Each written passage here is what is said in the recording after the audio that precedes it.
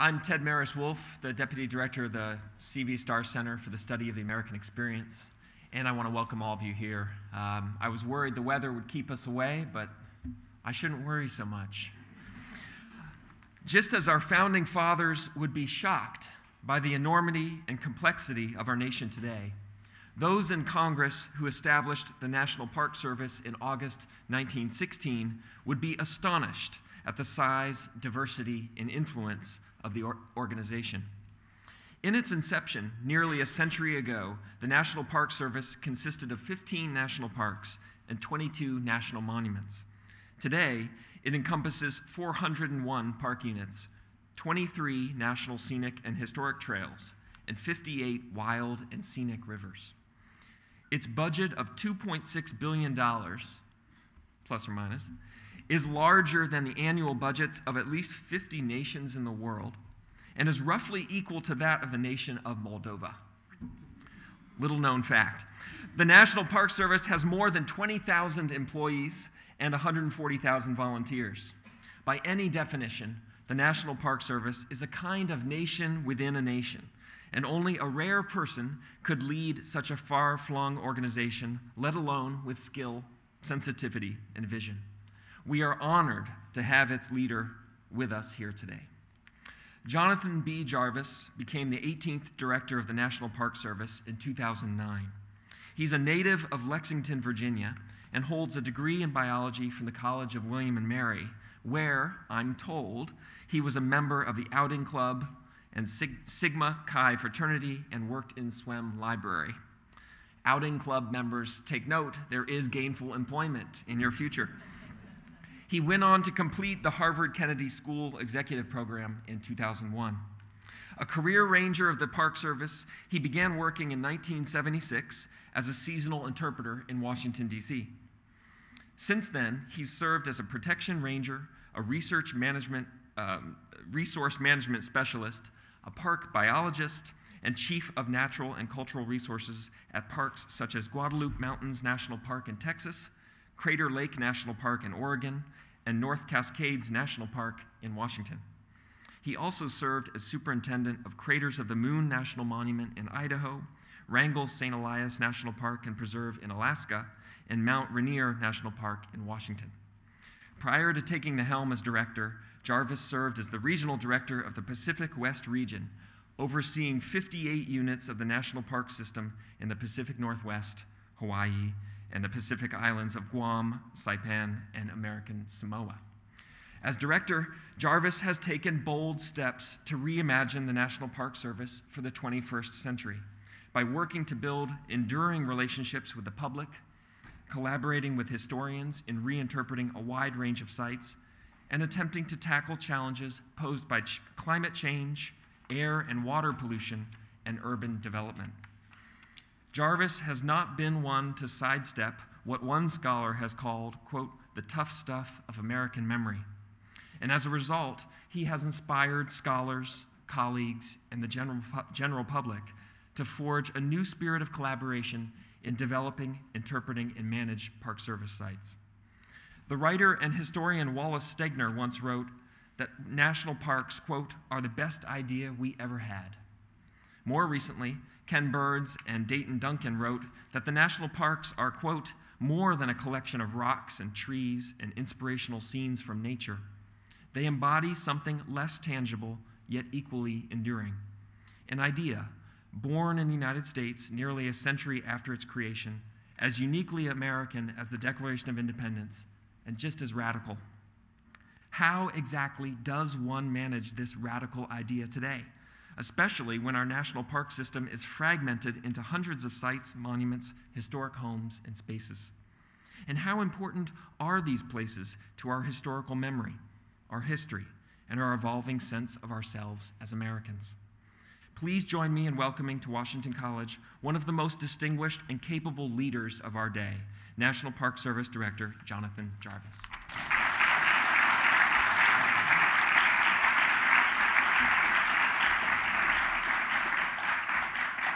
Well, thank you, Ted. That was way too long and too detailed.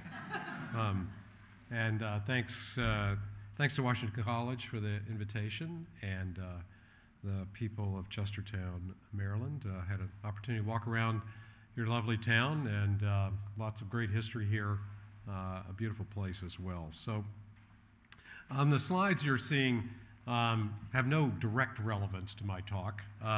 They're kind of a travel log to a certain degree. They're from another talk that I do, but I think they'll give you a great sense of the national park system and its complexity.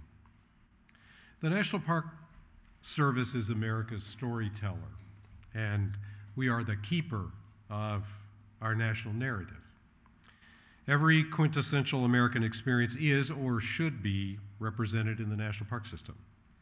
While the national parks are most commonly known for preserving the iconic American landscapes, what makes the 401 places that we call national parks even more iconic is that the stories that they tell, they define us as who we are and what we stand for as Americans.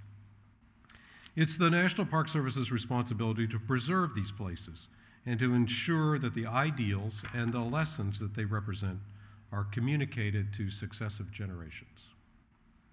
As many of you know, the National Park Service has been engaged in historic preservation for at least as long as we've been protecting its spectacular natural landscapes. Even as early as 1906, the passage of the Antiquities Act, the Department of Interior was designated as the steward of America's historic places. And then 10 years later, with the creation of the National Park Service within Interior, we were handed that responsibility for the country. And since that time, Congress and the President have bestowed additional responsibilities and authorities upon us to carry out this sort of preservation of the cultural legacy and history of the country. And we have many programs, and I'll touch on many of those that probably you don't even know about. Our groundbreaking Depression-era documentation really gave birth to the Historic American Building Survey. We helped establish the World Heritage Program that is the baseline of international conservation and preservation. We manage the National Register of Historic Places, and we have an employee that has the coolest title, the Keeper. That's their person's name. Position is the Keeper of the National Register of Historic Places. And also the National Historic Landmarks Program, which is sort of the best of the best. And visible in communities across the country, rural and urban, and really are the cornerstones of preservation and interpretation around the world. You know, when you think about this responsibility of our historic sites and what they mean and how we tell their stories, sort of comes back to what Abraham Lincoln said in his annual message to Congress in 1862, really in the midst of the Civil War. Lincoln said, "The dogmas of the quiet past are inadequate to the stormy present." So obviously in those days, nothing in the past had really prepared for what the nation was going through in 1862. But I think they could also turn up today to a certain degree in regard to the worries we have around the lessons of history. It could serve as an indictment of the irrelevance in the age of the smartphone. The thing we struggle against really is the perception that historic sites, like Antietam Battlefield, is just a collection of antique curiosities, things we've decided to keep just because they're old, not really because they have any bearing on what is happening today. And to a certain degree, they are important because they represent the past, but they're also very much about the here and now and our future. Our historic and cultural sites are powerfully symbolic, and they speak to the issues that are absolutely relevant today: immigration, tolerance, the interpretation and meaning of the Constitution, civil rights, war, labor, and the environment. And for that reason, they are absolutely vital to this nation's civic education. These places have a role in our social and political discourse.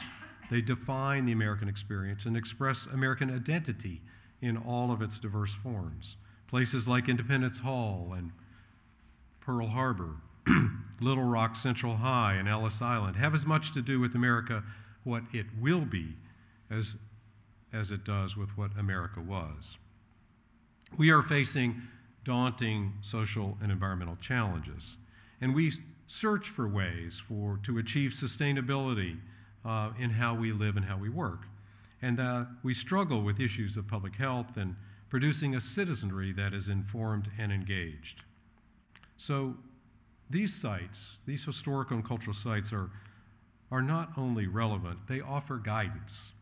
They represent the lessons of the past, but they remind us also of the mistakes that we have made, and at times they show us at our worst and at our best. They are places that show us how to approach the future. Not only do they show what the nation that we are, but really the nation that we hope to become. So when I became the director of the National Park Service, I identified a number of priorities. And among them really was, probably at its core, is relevance. Also education. So, as a matter of fact, I appointed for the very first time an associate director focused entirely on education. And it's a position that didn't actually exist within the National Park Service. And I felt this was essential, that we would utilize the national parks and all of our authorities around conservation and historic preservation to help our country deal with these changes into the next century. And we needed to build a relevancy within that as well. The social challenges we face as a nation will require a population of informed and involved citizens. For instruction and inspiration, they need to look no further than our national parks, really where the highest ideals are truly enshrined. They can learn about democracy, sacrifice, heroism, and hope, not just in the abstract, but in the very places that those concepts shaped our identity. These are ideas that speak to all people, regardless of age, race, color, creed, or who they love. In the coming years, we must take maximum advantage of this powerful quality of our national parks. David McCullough, who's been a great friend of the national parks, once said, "We are raising young people who are, by and large, historically illiterate." Jay Leno, that other great historian, said that the people think that Joan of Arc was Noah's wife. This is of grave concern because there is a definite link between historical literacy and civic engagement. If you think of our national parks as classrooms and one sort of great American curriculum, their education value is really unparalleled. The places in our care tell the American story in words that really no textbook can equal. They are eyewitness to history. And they represent probably one of the most underutilized educational resources in the country. We already know from research that place-based learning offers benefits unmatched in the classroom. Kids who take part in a lesson plan at a historic site tend to be more motivated to learn, retain more information, and score higher on tests. Education in this country is absolutely rapidly changing. It is less defined by the classrooms and the textbooks, and hopefully includes more and more visits to parks, historic sites, and museums.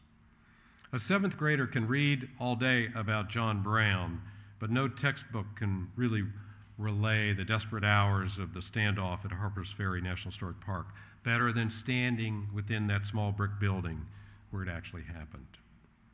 The visitor to Manzanar National Historic Park tends to make the connection between the violation of Japanese Americans' civil rights during World War II and the threats to those Muslim Americans after 9/11. The power of place has the same effect on teachers. The National Park Service has a program called Teacher Ranger Teacher, where teachers spend an entire summer working as park rangers in uniform, then go back to their classrooms and incorporate that experience into the lesson plans. We found that these teachers are reinvigorated by the real-world manifestations of their subject matter, and they bring the amazing world of the national parks to their students, and they bring their students back into the parks as well. We also have other programs like Teaching with Historic Places, lesson plans, our Junior Ranger program, and one of the things that you can find on the web are our National Register travel itineraries. So there are actually travel sites that are thematically linked, like civil rights or Civil War, where you can go from site to site. We're examining other ways to strengthen our educational role because we believe the nature of the resources in our care make us uniquely suited to be a force in shaping the minds of coming generations. We signed an agreement with the Department of Education and are really exploring ways to sort of expand those partnerships with the education community to really fully realize our potential.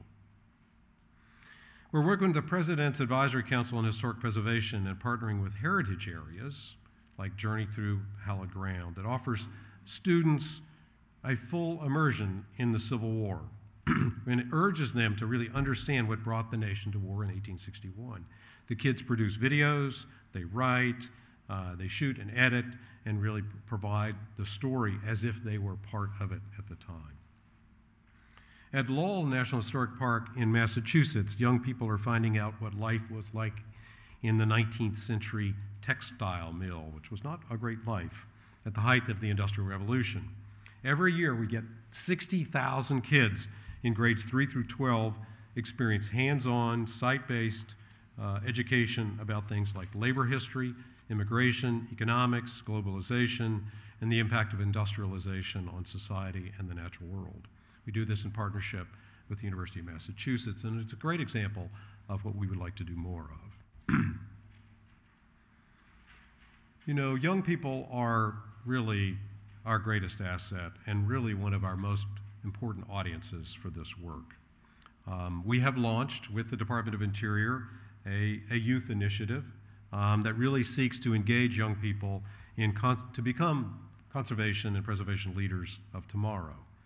We've set our goals, and today, by the way, we released our budget for fiscal 15, and the goal is to increase by 50% the number of youth involved in preservation and conservation activities on public lands and parks. Our goal is 100,000 youth to be actively engaged in the next couple of years.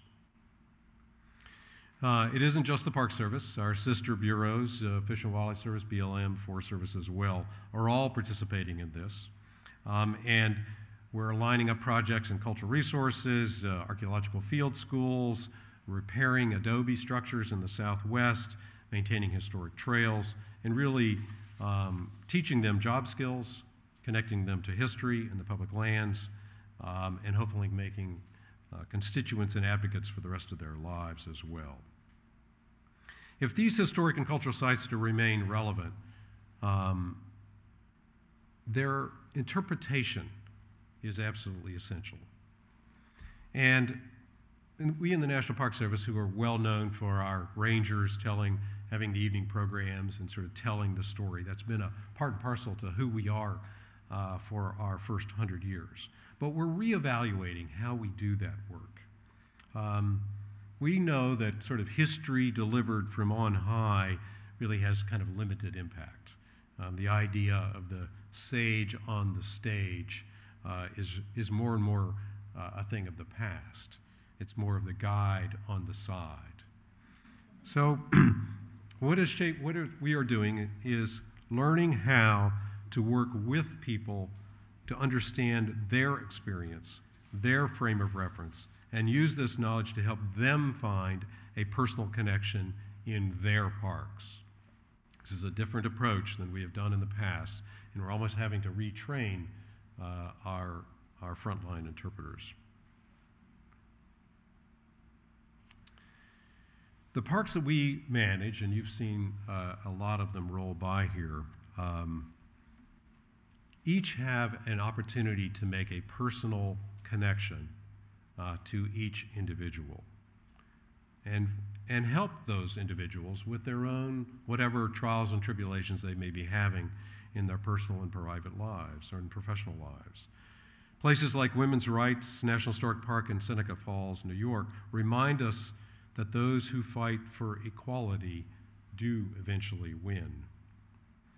At the battlefields like Gettysburg and the memorials to those who fought our nation's war, we offer testament to today's veterans that we will never, ever forget their sacrifices on our behalf. I had there's a little bit of a side, I had the opportunity to have responsibilities for Pearl Harbor and the Valor in the Pacific. And we're losing our World War II vets at a pretty rapid rate. And so the promise we always made to them is that we would never let America forget once they are gone. And I think that is one of the core responsibilities of the National Park Service. At places like Captain John Smith National Historic Trail, Chuck Hunt over here, representing that fantastic resource, we talk about this unquenchable thirst for adventure and knowledge that drove these explorers to map thousands and thousands of miles in a little tiny open boat that sort of no one would get into in these days and age, to be out on that water. We believe that no matter what issue ignites your passion today, you can find a relevant story in a national park. So our interpretation is not just skill, it's also artistry. It's important to be effective, but we also need to understand what the public really want. We know that the national park system, and as Ken Burns and others have pointed out, is really a beloved institution, but we can't just rest on that. We cannot assume that that puts us sort of above the laws and vagaries of the marketplace. So we have to constantly strive to provide what the public want out of these places. We want them to come away with a great experience. We want them to think about what they have seen. We want them to tell their friends and family and neighbors to come visit. Excellent visitor services are great, but memorable experiences are the best. So the first thing is our folks here who've visited every national park, congratulations, except one, you got a new one to get to, and that's Pinnacles. But typical, you know, you're driving up the road to the national park and you see the wooden sign and it says tune in to 1610 a.m. and you get this sort of scratchy, like, thing on park activities. This is so yesterday, I'm sorry. It is so low tech. So what we really need to be doing is to providing a rich and informative and real-time content that they can access from their mobile devices, because that's what this next generation expects. And frankly, the possibilities are endless. Apps that offer a complimentary history of the trail that you're on, or weather and fire updates, or interactive maps of troop movements from Civil War, or migration routes, or an abridged natural history of whatever resources that you're looking at. We feel this is essential to the next generation of how we will be managing national parks, way beyond the typical brochure and wayside.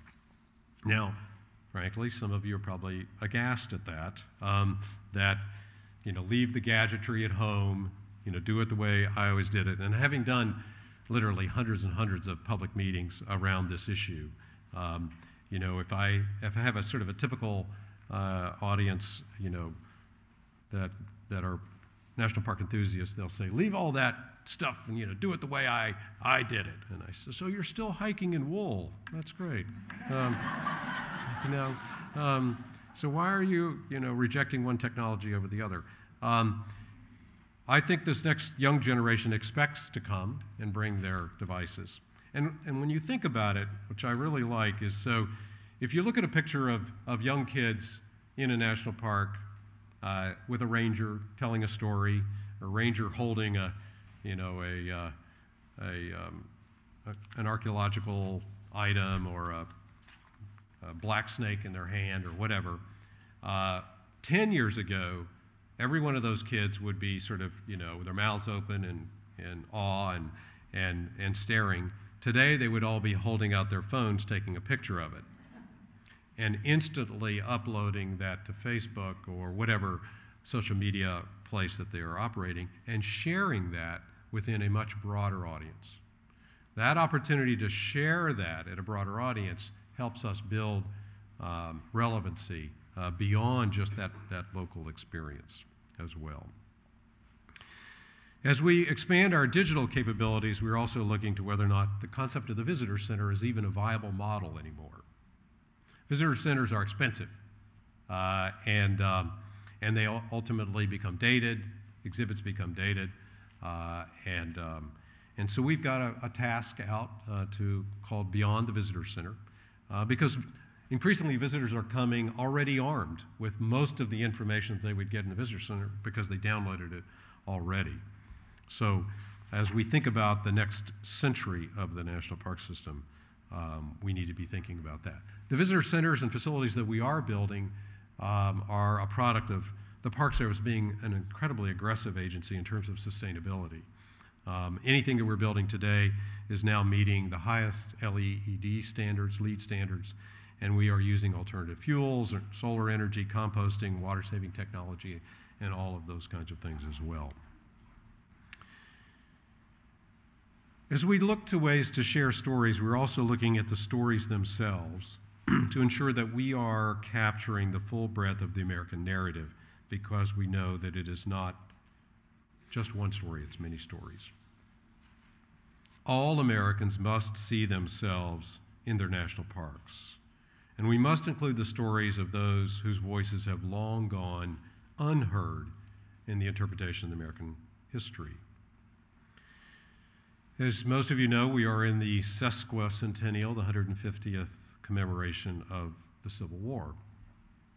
And 50 years ago, when we were doing this, it was all about the battle. It was all about the tactics. It was about the bore size of the cannon and how far the cannonball would go, and about tactics. And we still tell all of that. But we've expanded it to really into the deep discussion of the national context that brought us to war with each other. And this includes slavery, the impact and effect on enslaved African Americans, on the role of Native Americans in the Civil War, and the role of women and civilians, and the economic and political realities of the time. I held a gathering of high school students up at Fort McHenry to talk about the War of 1812. And there was a young woman in the audience. She was probably about 15 or so. And she said, you know, I've been coming to Fort McHenry since, the second grade. You know, we do all these field trips here. And, you know, I was pretty bored by it for the most part. She said, initially, you just talked about, the war and sort of who cares about that. And then she said, after a while, I learned that that there were women here in the fort, and that made me a little more interested. And then she said, and then I learned there were African Americans here. She was an African American young lady, and she said, but you're not telling the story of the teenagers that were here. When are you going to start telling the story of the teenagers? We were like, of course, because they were all teenagers, and there were teens there, and if you had been 15 years old in the War of 1812, you would have been working. You would have been actively engaged, and that story builds relevance as well. We are using our many tools, not just national parks, but as I indicated, we have the tools of the National Register of Historic Places and the National Historic Landmarks Program as a way to build this sort of core of relevancy around. I don't know whether Corey could restart that or not, because otherwise you're going to be looking at all the slides. In 1962, James Meredith, a young African American, performed a singular act of courage by enrolling in the University of Mississippi at a time when such thing was practically unthinkable. Today, that event and the movement that he helped ignite is memorialized in the university's Lyceum building, which is now a National Historic Landmark. At the epicenter of the farm worker movement was led by Cesar Chavez. And recently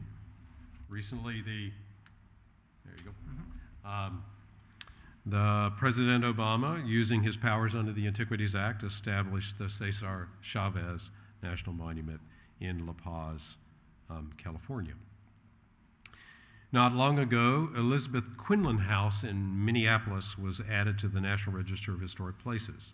Ms. Quinlan was a pioneering businesswoman and a civic force in that city in the first part of the 20th century, a woman to be reckoned with in a world dominated by men. By adding her house to the register, we acknowledge that women's rights weren't won by famous names and landmark events alone. It was the daily fight, carried out over decades in cities and towns all across the United States, in places like Minneapolis at Mrs. Quinlan's home, Ms. Quinlan's.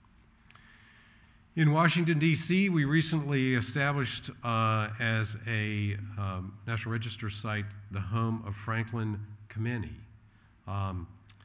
commemorating his activism in the fledgling gay rights movement in the 1960s. He was fired by the U.S. Army, and his case went all the way to the Supreme Court, and though he lost, he was the first civil rights activist to go through the court system based on sexual orientation. It is our commitment to tell the entire American story, and we've launched a series of heritage initiatives to enhance the recognition of the diverse groups that make up this nation. Currently in works are our initiatives for American Latinos, Asian American Pacific Islanders, women, and LGBT. These projects will explore ways in which the legacy of these groups can be recognized, preserved, and interpreted for future generations. For a recent example, as we, under the American Latino Heritage Theme Study, we conducted a series of essays. We hired, or actually didn't hire, we requested and they fell over themselves to do it, a series of scholars exploring the entire breadth of contributions of Latinos to this country: art, music, architecture, war, all of those things. And we put that together, and now we're carrying out a series of workshops around the country to find those places that could be nominated onto the National Register or to the National Historic Landmarks, or potentially even to National Park Unit status. We are also challenged by climate change, and it is definitely having an impact on our national parks, on our cultural resources, and our natural resources. At Tumacacori National Historic Park in Arizona, we are seeing changing precipitation patterns that are severely damaging the adobe structures. And really sort of the poster child of climate change for us in terms of cultural resources is Fort Jefferson, the centerpiece of Dry Tortugas National Park, tip end of the Keys, that sits basically at sea level. Anybody know who the most famous resident of Fort Jefferson was? Dr. Mudd, very good, very good. Dr. Mudd, who provided physician services to John Wilkes Booth after he assassinated Abraham Lincoln. Dr. Mudd was imprisoned at Fort Jefferson, and then there was a malaria outbreak at Fort Jefferson at the time. They brought him out of his cell. He tended to all the sick soldiers that were there, and they didn't lose a single person, and ultimately he was pardoned for that.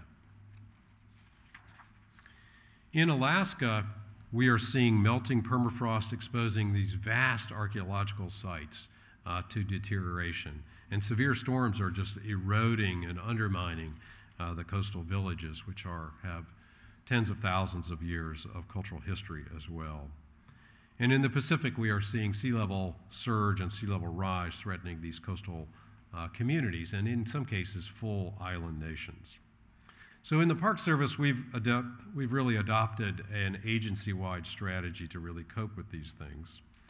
We have staff that have been appointed specifically to deal with cultural resources that are under siege from climate change throughout the National Park Service.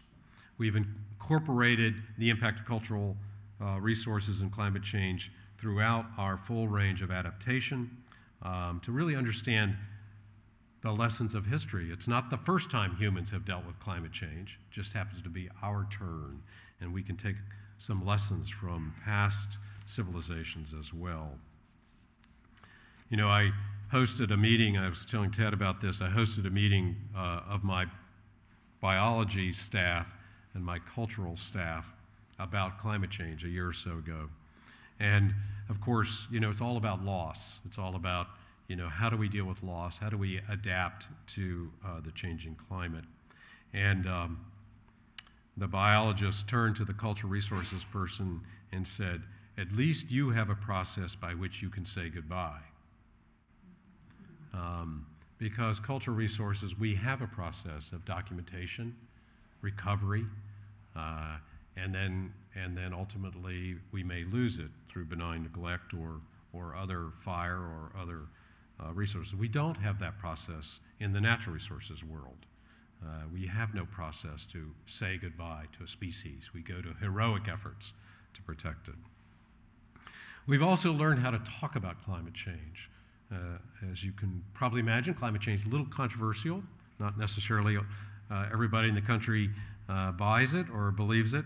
And so we have been training our employees to talk about climate change in a way that is non-confrontational, but educational as well.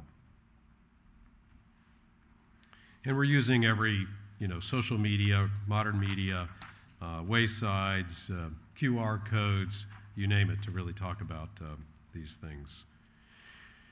I'm going to spend just a minute on economics because yesterday Secretary Sally Jewell and I released the National Park Service's annual economic benefits report. And not everything of value can be quantified in an economics report, but I want to point out that the National Park Service has a significant economic impact to this country. For every taxpayer dollar invested in the National Park Service, there is $10 returned to the economy. So in 2012, we hosted 283 million visitors to our parks. They spent $14.7 billion in gateway communities. That has a ripple effect up through the economy of the country, resulting in a total of about $26 billion. And it resulted in over 200,000 jobs in gateway communities. The great thing about the National Park Service's economic impact is it is in the community level. It's not some broad general thing like trade. It's right down at the community level as well. We also do some other things that have direct economic impact. The Park Service, in partnership with the IRS, administers the Preservation Tax Credit Program. So if you're a developer and you want to rehab a historic building for a public purpose, and if you do that rehab to the Secretary's standards of historic preservation, we will grant you a 20% tax credit. And that can be very significant. It can actually make the margin of whether or not the private investment is worth it, and it also fuels community revitalization. And we do, in the Park Service, $5 billion per year of these preservation tax credit projects in revitalizing old downtowns and really creating, in many cases, affordable housing by making these projects economically viable. Some cities have found this to be absolutely essential. We recently requested to provide assistance to the city of Detroit in our tax credit programs to help them sort of revitalize old factories and old downtowns as well. And you know, more and more developers out there are finding this is a great way to make an investment, and that it also revitalizes the rest of the community, and so their investment can actually pay off over the very long term as well. You know, when a community embraces, and certainly you are doing it here in this town, embraces its built environment and is convinced that their story is important, this important connection really is made. And I've seen it happen in a variety of cities around the country that we are active in, Pittsburgh and Buffalo and San Antonio and Austin, Texas, and others, where we've gone in with this sort of ability to help the community understand its importance, its history, and help it preserve it as well. We don't do this alone. We do it in partnership with the other federal agencies, with the State Historic Preservation Office, with local governments, with nonprofits. with businesses and particularly with citizens, particularly citizens groups that stand up and speak for their history. We're using the National Heritage Area model as another one as a way of sort of taking an overarching landscape, and you have a Maryland Heritage Area here that tells a much more collective story about the area as well. There are a number of programs that get youth involved in these things, and I'll just mention a couple of them. The Hands-on Preservation Experience, or HOPE Cruise. This is about getting kids actively involved in historic preservation, physically with their hands. Projects include repointing mortar joints at Fort Pulaski, rehabbing stone drainage resources at Bandelier, and repairing the old locks on the C&O Canal. It helps the kids make connections to these places. It develops job skills, and we get work done within the parks, which is also a good thing as well. We leverage our Historic Preservation Fund to do this. In the HPF, you guys probably know about the Land Water Conservation Fund. You probably heard that many times. And that money comes from the revenues generated from the oil drilling on the Outer Continental Shelf and in the Gulf of Mexico. And that revenue comes into the federal government, into the Treasury, and is reappropriated to the National Park Service as one agency, along with the Historic Preservation Fund, to give back to the American people from this resource that is extracted. So it's a revenue, it's not a tax. It's important for you to recognize that, and it is an area that we continue to advocate to be fully funded by the Congress so they can give that money back for historic preservation projects as well as land conservation projects as well. So, by the way, this slide is of a naturalization ceremony.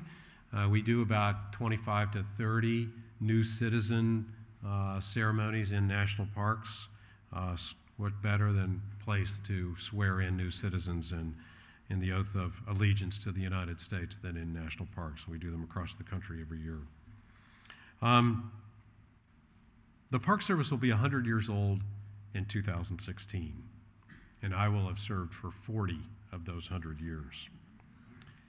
So it's an opportunity for celebration, but that's not good enough for me. I don't want to just have a big birthday cake and call it good. This is really an opportunity to recommit to a second century of stewardship and public engagement. It is an opportunity to reinvigorate this inherently American conservation and preservation movement and invite every American to engage with us. We have prepared what we call a call to action, and it's really a strategy to ensure that the National Park Service steps up to this responsibility and fulfills its responsibility to the American people and realizes really its full potential, which I do not think we have ever done. Its full potential as an unparalleled resource for learning, for health, for recreation, for preservation, conservation, and inspiration. The call to action is specifically designed to reach new audiences, not ignoring our base, but to connect to new audiences in a way that they find their story in these places. It's also a rededication of our traditional role as steward, but an expanded view, a little more strategic focus on relevance to the challenges we have in this next generation. And we believe that engaging them with the power of history, the power of story, and the power of place, that we can affect societal change. We've set a very high goal of 10,000 kids, as in children, in park-related activities in every year, with discovery events across our park system as well. And we hope through that kind of contact that we will create the next generation of scientists and scholars in disciplines like biology and wildlife management and archaeology and anthropology and history as well. It is a plan that we want to make certain that the national park system truly represents the richness of America's ethnic and cultural diversity as well. You know, I said at the beginning that the national park system is the keeper of America's story, and that is a commitment. That's a solemn commitment. And we will illuminate that story to each successive generation because it not only represents the nation's identity, but because of the power it has to guide us into society. Because actually the national park system, as you've been seeing here, embodies our highest ideals as a people. So whether you're involved in public history or education or academia, or you work in public policy, I believe the National Park Service really joins you in a shared vision.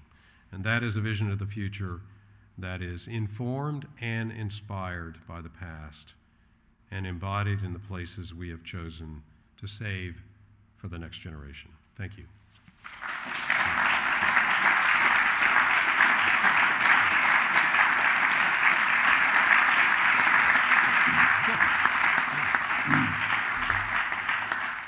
So I'd be glad to take some questions from the audience. Right here. We've seen on the slideshow and we've heard your comments about people and about places that you haven't covered wildlife. And I'm wondering how you view preservation of wildlife, particularly wolves in Yellowstone and other places. It's a great question. As a biologist, I have a soft spot for those issues. The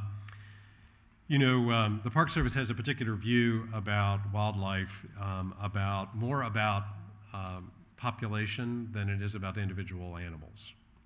We want viable populations. And the big challenge right now with climate change is that we have created a structure in our country where you have islands of population that are disconnected with the next island, And so one of the areas that we are working on is this sort of concept of landscape level conservation. And probably for the first time in my career, we've begun to look scientifically and holistically at these large landscapes and say, what are the missing connectors where migratory species that need large landscapes can move unimpeded between islands of conservation, whether they're driven by climate change or they just need to migrate because there's not enough space. And so for the first time in my career, the land management agencies are actually working together on this. And probably the best example we have going right now is the Crown of the Continent, just sort of that front range of the Rockies up to Glacier National Park, sort of that area. And for the last 20 years or so, there's been a coalition up there really creating the connectivity for grizzly bears, for wolves, and those as umbrella species for others. And what we've been doing is doing conservation easements on ranch lands, working with ranch owners to stop shooting the predators, that there can be ways. One of my favorite stories about this with wolves in particular is a rancher that I know up there. Somebody figured out that if he put his cattle when they were about to calve in a pen with those triangular flapping flags that you see on used car lots all the time, wolves won't cross that. For some reason, wolves don't like that. And he was able to have a successful year of calving at the same time allowing wolves to persist on his property. Now, wolves are controversial, and we have a lot of challenges in many cases with our states as these species transition from endangered species to game species. But we're holding the line that there are viable populations, enough packs to sustain the ecology, the genetics of them as well. But there's probably not a day that goes by that we don't have some particular wildlife issue that we're dealing with, whether it's migratory species, grizzly bears, wolves, elk, white-tailed deer in Rock Creek, you name it. Right here. I'd like to ask you, my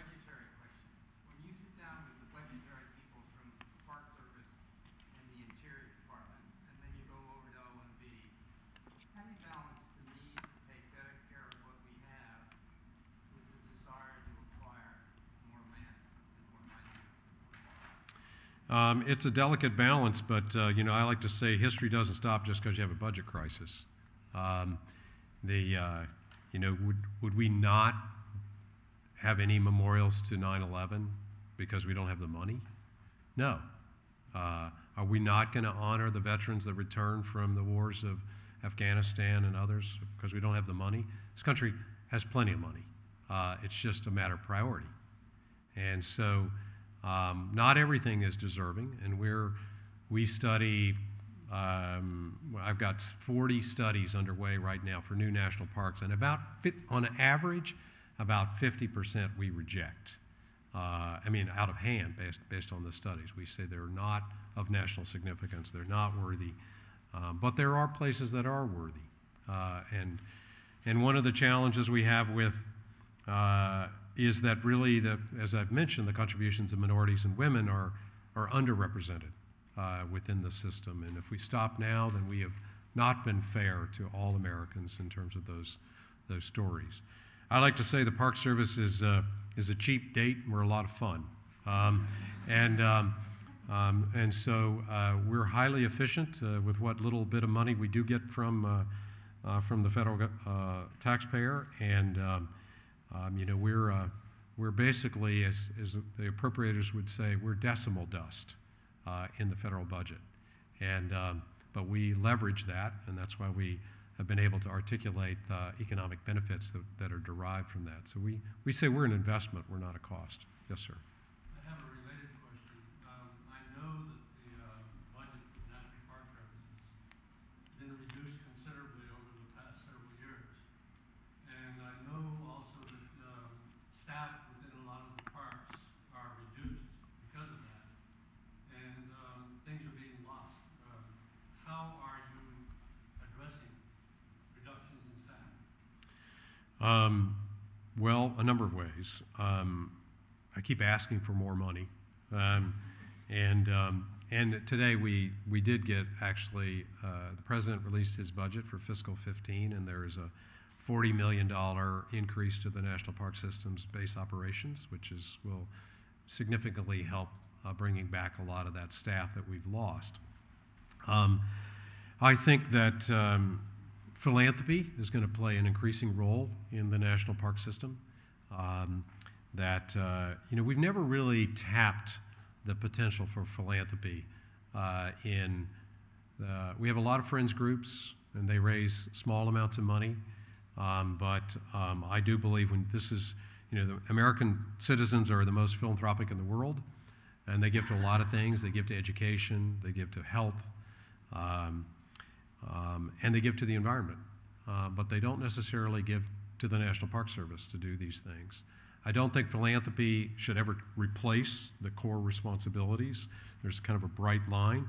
You know, you're never going to raise money philanthropically to fix the wastewater treatment plant in Yosemite, but you can definitely raise it to get kids into parks, and we found that to be an opportunity as well. So, you know, I believe that the basic care and feeding of our national parks is an inherently federal responsibility, and we will continue to do that. But I think the future is going to be a lot about partnerships, public-private partnerships to get this work done with a component of non-appropriated dollars that come from philanthropy, fees, and other things like that. So that's the challenge.